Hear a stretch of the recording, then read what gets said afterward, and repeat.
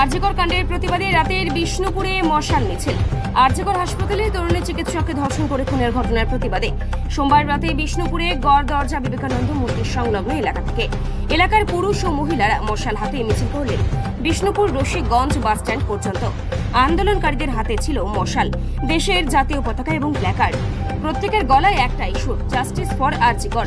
আরজিকর এই তরুণী চিকিৎসক খুনের ঘটনায় দোষীদের অতি দ্রুততার সাথে চিহ্নিত করে তাদের কঠোরতম শাস্তি দিতে হবে।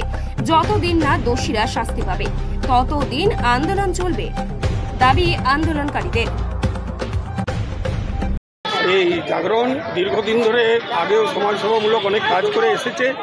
এই কোভিড যখন হয়েছিল আমরা 3.5 মাস ধরে প্রতিদিন 600-700 বাড়িতে তৈরি করা খাবার পরিবেশন করেছিলাম, সেখানেও সাহায্য করেছিলাম।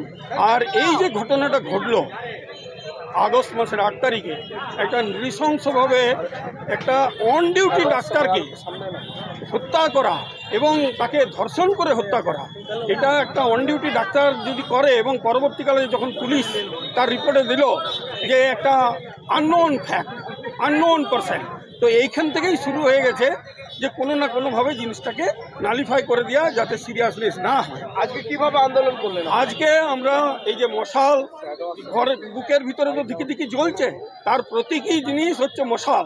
আমাদের বুকের ভিতরে অহরহ না জ্বললেও জ্বলে যাচ্ছে, শুধু সেই মেয়েটার জন্য নয়, এই ব্যবস্থাটার জন্য।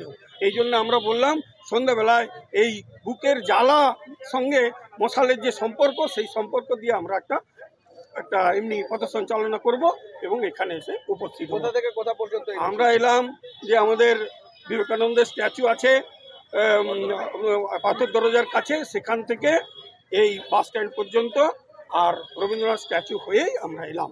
আগামী দিনে কি আন্দোলন? আগামী দিনে যদি ঠিকমতো বিচার ব্যবস্থা স্লো হয়ে যায় বা প্রমাণের অভাবে যে বদমাইশগুলো যদি ছাড়া পেয়ে যায়, আবার আপনার নাম?